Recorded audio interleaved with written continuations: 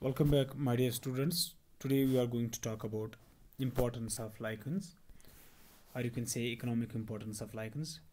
The very first aspect that we are going to talk about is that lichens act as pioneers of succession on rocks. That means they act as pioneers of zero succession. Since lichens they secrete acids which are known as lichenic acids. The lichenic acids they help in weathering of rocks and they assist in the formation of soil. When enough soil is formed, it paves the way for the next coming stages like mosses and grasses. Okay, so lichens they form the pioneers in xeroic succession. This is rather the ecological importance of lichens, you can say. Okay, lichens lead to weathering of rocks and assist in the formation of soil. When enough soil is formed, it makes the conditions favorable for the next coming stages like mosses and grasses. Now, lichens as food and fodder.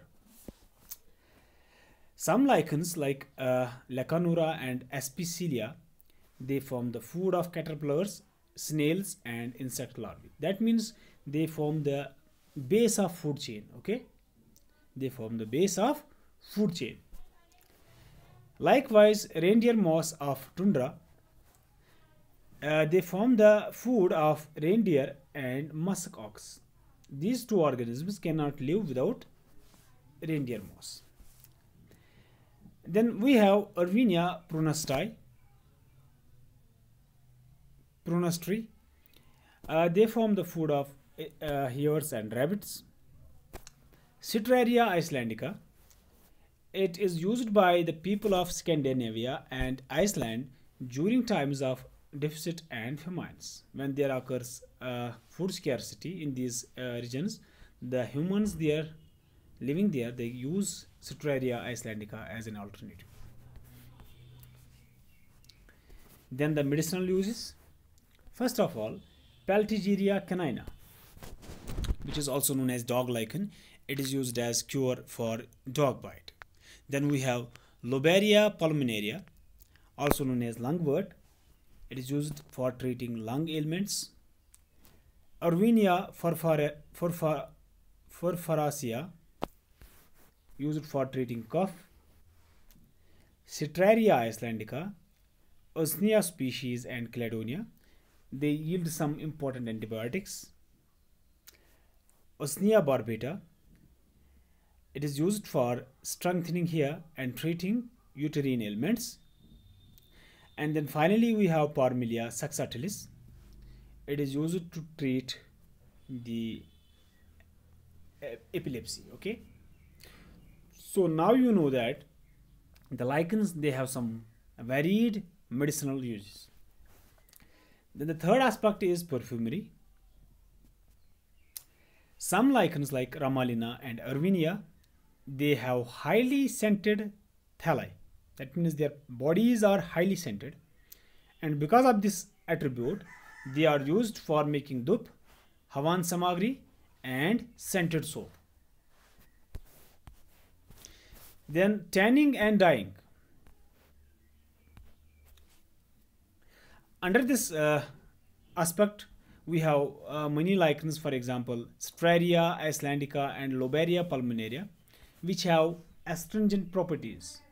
They have the property of contracting the skin cells. They have the property of closing the skin pores. Okay, that means they can make your skin look less oily. Okay, they have the astringent properties. They contract your skin cells, they contract the pores, they close the pores so that there is less secretion of oil on your face.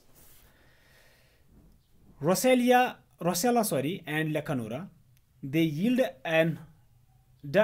a dye which is known as orchil dye, and this orchil dye, it is used for staining wool and slick fabrics.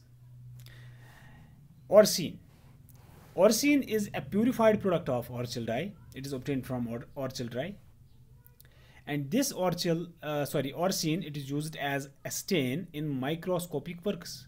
If you have to stain some bacterial cells and view them under the microscope, you can use orcine. Okay. Rosella tinctora, it yields litmus paper, and this litmus paper is, it is a pH indicator. It helps you to know whether the pH of any sample is acidic or basic. Then brewing and distilling. Straria Icelandica and Cladonia rangiferina, they are used to obtain alcohol in Sweden and Russia. Straria Icelandica and Cladonia rangiferina, they are used to obtain alcohol in Sweden and Russia. Now the indicators of air pollution. Since lichens, they are sensitive to air pollutants, particularly sulfur dioxide, decrease in lichen population indicates air pollution. It means when there is decrease in the population of lichens or abundance of lichens in any area, you can predict that it may be because of the heavy load of air pollutants. Okay, so you can tell that this area does not support lichens. It may be because of air pollution. Okay, now the harmful aspects of lichens. Fires. The first is fires. Okay, we have so far talked about the positive aspect. Now we will be dealing with the harmful aspects. Fires. Dry osmia in hot season easily catches fire and causes forest fires. When there is abundance of dry osmia, when you have a lot of dry osmia in forests, it can easily catch fire and this causes huge forest fires. Damage to buildings. Some lichens, they are known to grow on window panes, marbles and other cemented walls, and this leads to the destruction of buildings in humid weather. In humid weather, it has been found that a number of lichens, they grow on the window panes, marbles and other cemented walls, and this leads to the destruction. This degrades the quality of the building material. Okay, so this was all about the importance of lichen. In the next part, we are going to deal with viruses. Till then, stay safe and God bless you.